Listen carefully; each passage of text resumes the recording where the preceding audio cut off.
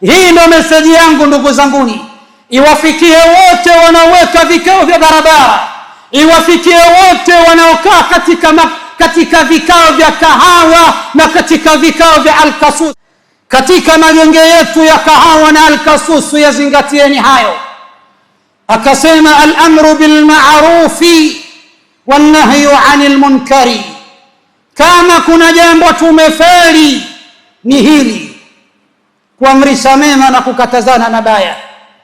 Ni kweli katika vikao vyetu sisi tunaamrishana mema au tunakatazana mabaya. Watu wamekaa kumchafua mtu, lakini hutomsikia yoyote ambaye atakayestopisha mazungumzo yale, bali na yeye anakaa na furahia hilo. Yako mengi yanazungumzwa yasiyofaa, lakini hautona watu wanakataza hilo. Wengine, mimi nimeshaona magenge ya kahawa, salatul maghribi inaadhiniwa salatul maghribi, wanatoka baadhi, wengine wanabaki katika magenge yale, na wote wanaitwa ni Waislamu. Wale waliotoka wajaambia, jamani, muda wa sala. Hakuna hata siku moja mmekaa kikao mkawasema wale wasiosali, mkaonesha kwamba unayafanya sio. Sisi ni Waislamu, muda wa sala twende katika sala, lakini sisi tunasimama tunakwenda katika sala, tunawaacha wengine wanabaki katika magenge yale, alafu bado tungali tunashirikiana nayo. Magenge ya kuliko kuwa magenge ya kheri, yeye ndio amekuwa magenge ya shari. Watu kuamrishana mema, inaweza likawa kuna mengine magenge yako karibu na misikiti. Msikiti unahitajio fulani, unahitajio, pengine imamu anapiga kelele kila leo, jamani tunahitajia jambo kadhaa. Hakuna hata siku moja katika magenge yale mmoja ameshahamasisha, jamani imamu kila siku anapiga fujo, anasema tunahitaji jambo fulani, na sisi tuko hapo tuchangie kiwango, tumpelekee imamu kwa ajili ya kuchangia kile anachokisema. Hakuna. Sawa kuchangia msikitini, sawa kuchangia baina yetu, hamuna jambo hilo. Magenge yamekuwa ni magenge ya siasa, magenge ya mipira, magenge ya miziki. Hakuna la kheri limo katika magenge hayo. Kuamrisha mema na kukataza mabaya.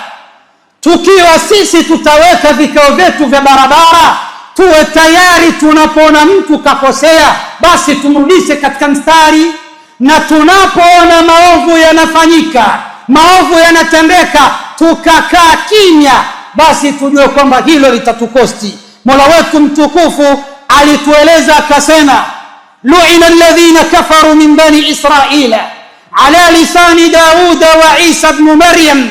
Anasema wamelaaniwa wale waliokufuru miongoni mwa wana wa Israeli, wamelaaniwa kwa kinywa cha Isa, kwa kinywa cha Daudi na Isa mwana wa Maryam. Nini walichokuwa wakikifanya? Asema Mungu, kwa nini mpaka walaaniwe watu hao? Kanu la yatanahawna an munkarin fa'aluhu. Asema walikuwa hawakatazani maovu waliokuwa wakiyafanya.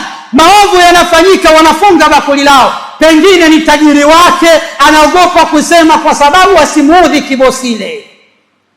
Anaona nikisema bosi atakasirika, basi unga utakosekana. Al-mu'ti huwa Allah, wal-razaq huwa Allah. Anayeruzuku ni Mungu na anayetoa ni Allah. Hayo mengine tu ni sababu. Ni sababu Mwenyezi Mungu amefanya riziki yako ipitie kwake, lakini hata kama isipopitia kwako, Mungu anaweza kukupa kupitia kwa mtu mwingine.